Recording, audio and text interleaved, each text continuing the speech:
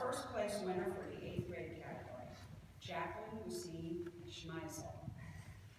She is a homeschooled student residing in Simsbury with her mom, dad, and pet hermit crabs.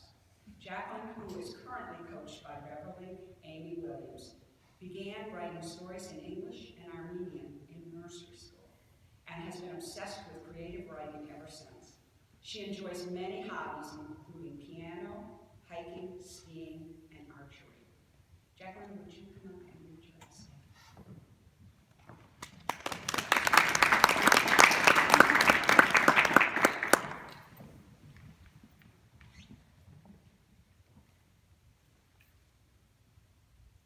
Before I begin, I would like to clarify that for my essay, I chose to write a speech given by my fictitious character named Frances Stone, who is a Boston University graduate and writes for the Women's Journal newspaper. Frances gave the speech in Boston, Massachusetts, as a 22-year-old at the last convention of the Massachusetts Women's Suffrage Association. Delicate, dainty, weak. I've heard these words used to describe women, but what does weak truly mean? And why are we the weak ones? Look in the Bible, some say. Is it not written in Peter chapter 3, verse 7, that women are the weaker vessel? Now, I am not one to disagree with the Bible's teachings, but Peter does not specify what he means by weak, and neither do most men today. So that leaves us to define it. If weak means physically feeble, to whom are we comparing ourselves? Sojourner Truth said, "No one ever helps me into carriages or gives me any best place. Look at my arm. I have plowed and planted and gathered into barns, and no man can head me. And ain't I a woman?"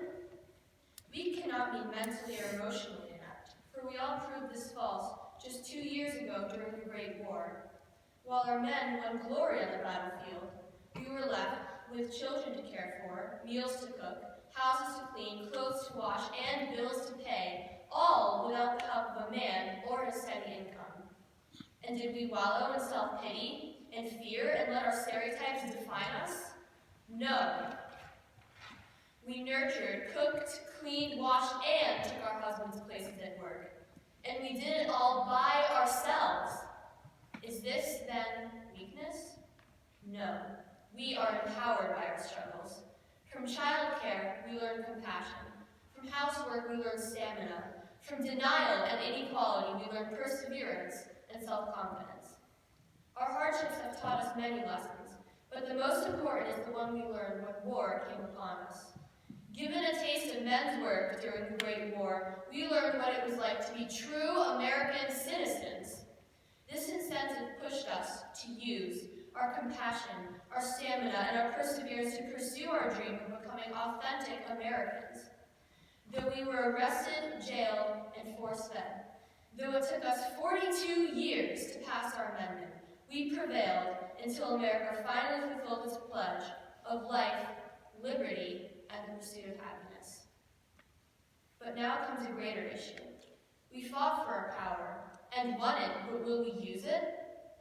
Many women will be afraid to use their hard-won rights. More will think that politics is not the place for us. California Senator J.B. Stanford wrote this about the woman's place in the home. Let her be content with her lot, and she will accomplish far more in governmental affairs than she can ever accomplish by mixing up in the dirty pool of politics. But how can a woman accomplish anything in politics if she does not use her vote to elect the candidates who support her interests? And what is this about the dirty pool of politics? We have washed mud-soaked clothes and cleaned dusty houses for centuries. The dirtiness of politics will not be a problem for us. History shows that women emerge from struggles with clean consciences. Recall Harriet Tubman. She fought as well as any man, ensuring the rights of her fellow slaves. And when she faced the peril of brain surgery, she refused either. She bit down on a bullet like the brave soldier she was. Consider unsung hero Esther Hassan, who at 41 years old became the first American Navy Nurse Corps superintendent. And when she lost her arm in battle, she continued doing surgery one-handed. Recall Susan B. Anthony, Lucretia Mott, and Elizabeth Stanton.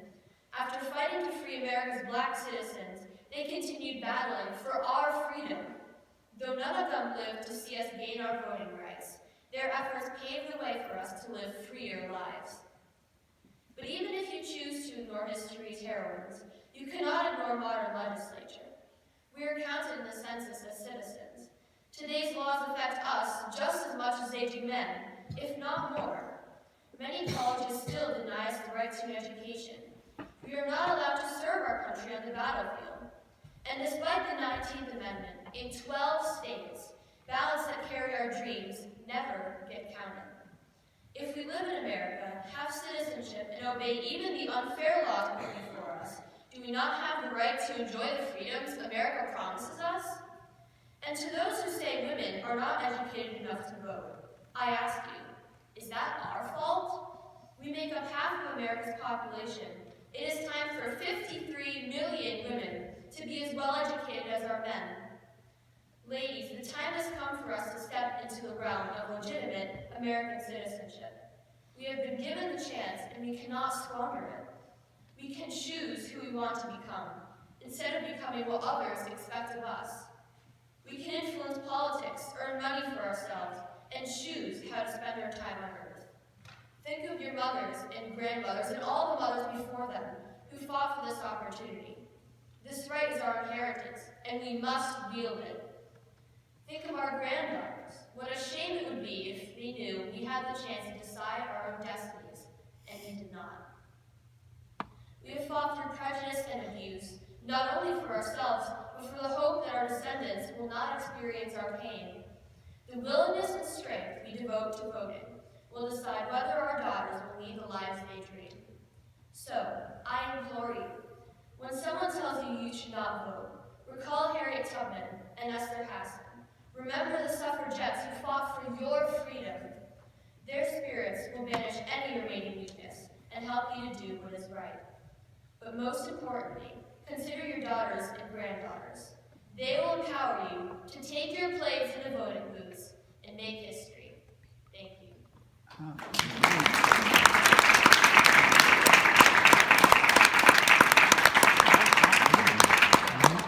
Jacqueline, I think you transported us all. We forgot and we were listening to a student's essay, and we felt that you were giving a passionate speech on a very important issue. Very effective. You're going to run for office someday.